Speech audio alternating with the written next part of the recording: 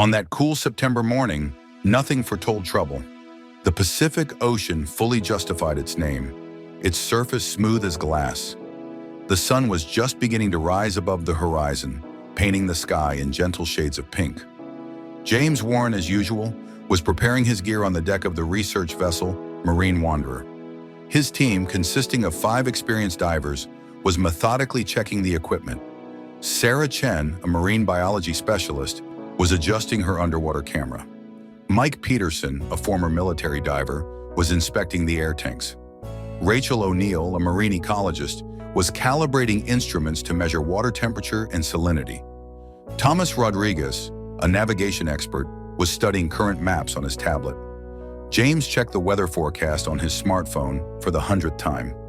The conditions were perfect for diving: light wind, good visibility, and calm seas. The ship's captain, old sea dog George McPherson, was leisurely sipping coffee from his favorite mug.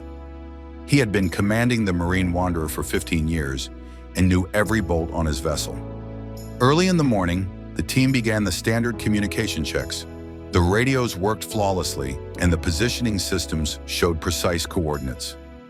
Sarah pulled out her Warren observation journal, ready to record data on marine life. These waters were often home to sea lions, dolphins, and of course, majestic humpback whales. Within 15 minutes, the first group of divers, James and Mike, descended into the water. The temperature was slightly lower than usual, but that didn't deter the brave researchers. Visibility underwater was excellent, which pleased the entire team. Sunlight filtering through the water created a mesmerizing play of light and shadow. Their plan was to explore a small coral reef about a mile from the shore. This reef was part of their long-term project monitoring the marine ecosystem. Rachel and Thomas remained aboard, ready to assist their colleagues at a moment's notice. Sarah, observing the water's surface with binoculars, noticed unusual movement about 300 meters from the ship. At first, she thought it was the usual spray from a whale's blowhole, but something about it seemed strange. She immediately reported this to Captain McPherson. George, with 40 years of seafaring experience, sensed something was amiss. He steered the ship toward the disturbance while maintaining a safe distance. Rachel quickly grabbed a special hydrophone to record underwater sounds. A few minutes later, they saw a massive humpback whale whose behavior was clearly out of the ordinary. Instead of the smooth, graceful movements typical of these ocean giants, the whale was jerking as if something was obstructing it. Its breathing appeared rapid and uneven. Sarah immediately contacted James and Mike via the underwater radio.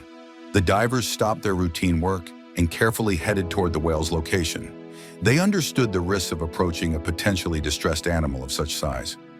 Meanwhile, on board the ship, Rachel began preparing rescue equipment: special knives for cutting ropes, high-powered underwater lights, and safety lines. Thomas contacted the Coast Guard to report the situation and request support. When James and Mike reached the whale, their hearts sank. Before them was a magnificent creature entangled in a complex web of fishing nets, ropes, and chains. A massive anchor, caught in the nets, was slowly pulling the animal down. James carefully approached the whale's head, trying to stay within its line of sight. He remembered that humpback whales have excellent peripheral vision, and it was crucial for the animal to see him approaching. Mike stayed slightly behind, ready to assist at any moment. When their eyes met, James felt a chill run down his spine. In the whale's enormous eyes, he saw not only pain, but also a clear plea for help. The animal slightly turned its head, as if trying to get a better look at the strange being in front of it. James slowly raised his hand, showing the whale his empty palm, a gesture he often used when working with dolphins. To his surprise, the whale remained still, moving its fins only slightly to maintain its position in the water.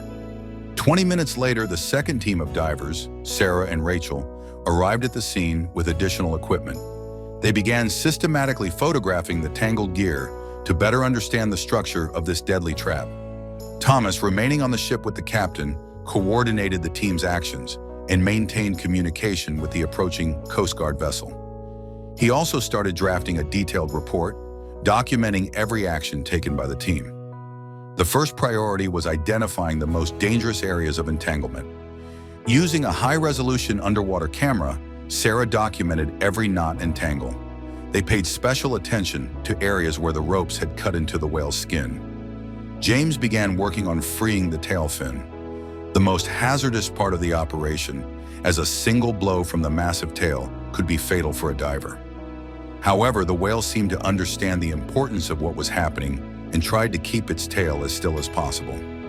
Mike focused on the anchor, figuring out how to detach it from the nets without distressing the whale.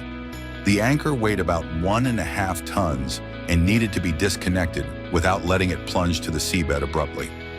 Rachel carefully cut the nets around the whale's pectoral fins, a task requiring extreme caution as the ropes had deeply embedded themselves into the animal's skin.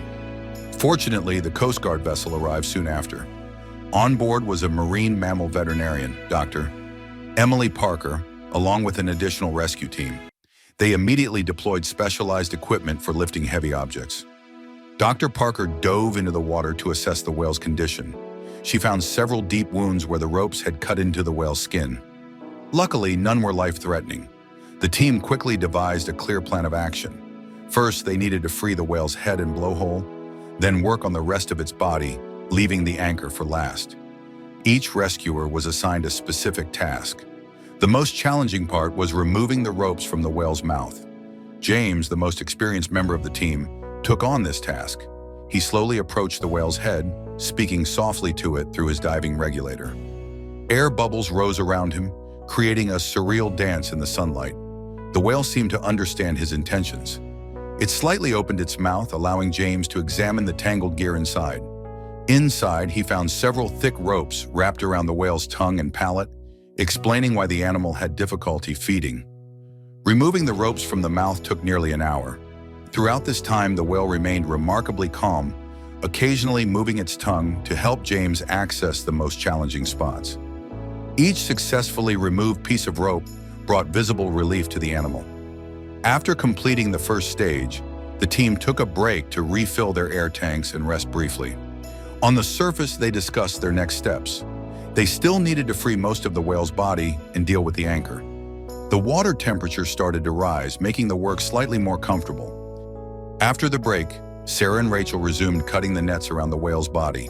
They used special knives with rounded tips to avoid injuring the animal. Every cut required extreme precision and focus. Meanwhile, Mike and 2 Coast Guard rescuers prepared to lift the anchor.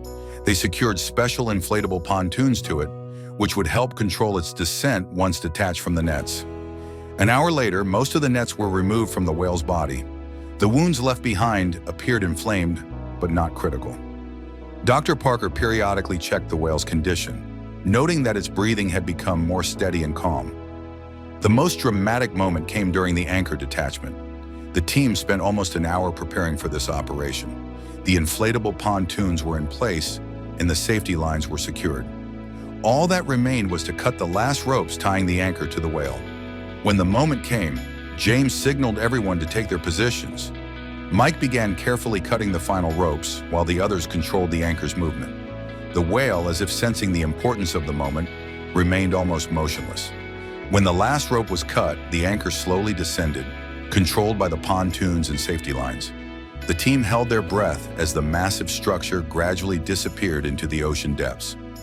Once the anchor was detached, the whale's behavior changed noticeably. For the first time in hours, it could move freely. Its initial movements were cautious, as if it were relearning how to swim. Gradually, its motions became more confident and graceful. The team spent the next half hour observing the whale and documenting its condition. The animal began making slow circles around the rescuers, moving more freely and naturally with each pass. Its breathing had completely normalized. Then something extraordinary happened. The whale unexpectedly approached James and very gently brushed against him with its massive body.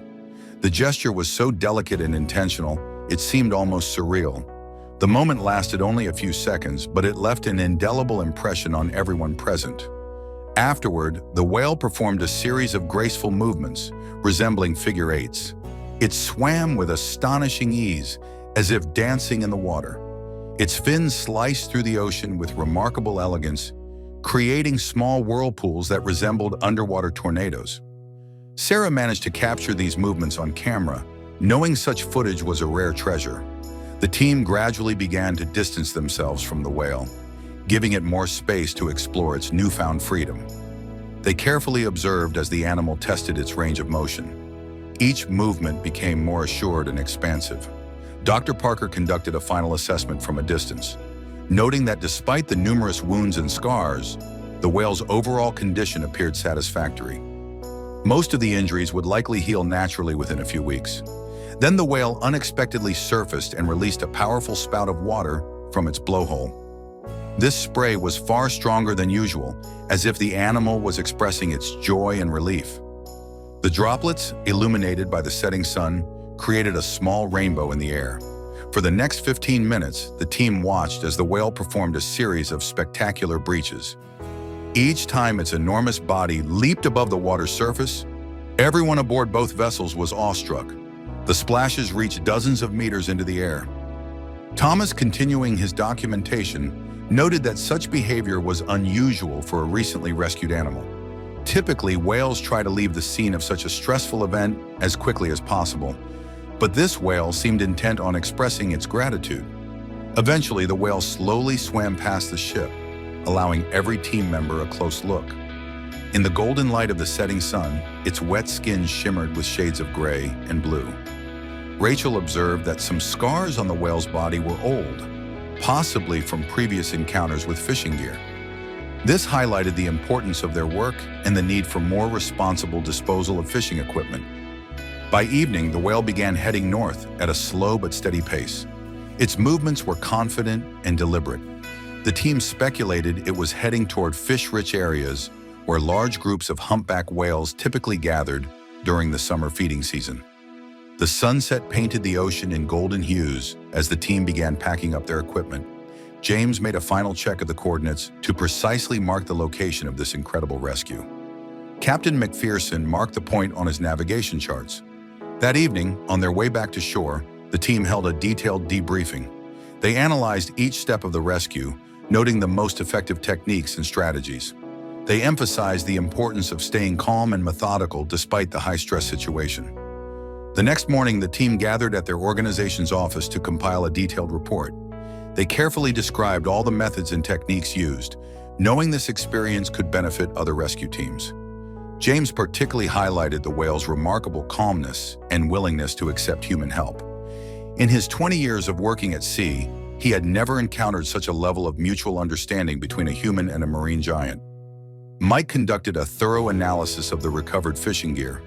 Based on the markings on the nets and anchor, they determined they belonged to a fishing vessel that had sunk in the area during a storm a few months earlier. A week after the rescue, a research vessel 50 miles north reported sighting a humpback whale with distinctive scars. Its behavior was completely normal. It was actively feeding and interacting with other whales. The story of this rescue quickly spread through the professional community. Many experts praised the team's exceptional coordination and the unique behavior of the whale, which showed such a high level of trust toward humans. For James and his team, this event was more than just a successful rescue operation.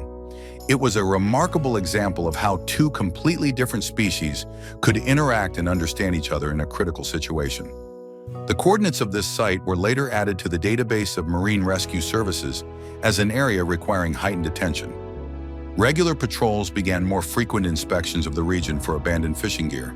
The data collected during the operation also helped refine techniques for rescuing large marine mammals. Particularly valuable were the observations of the whale's behavior during the work on its entangled mouth. This story became a vivid example of how professionalism, patience, and the right approach could lead to the successful resolution of even the most challenging situations in the ocean. Each team member took away something significant from this experience. Even after much time had passed, all participants in that rescue operation still remembered the whale's gaze with a special sense of awe. A gaze of a sentient being aware of what was happening and capable of expressing gratitude to its rescuers.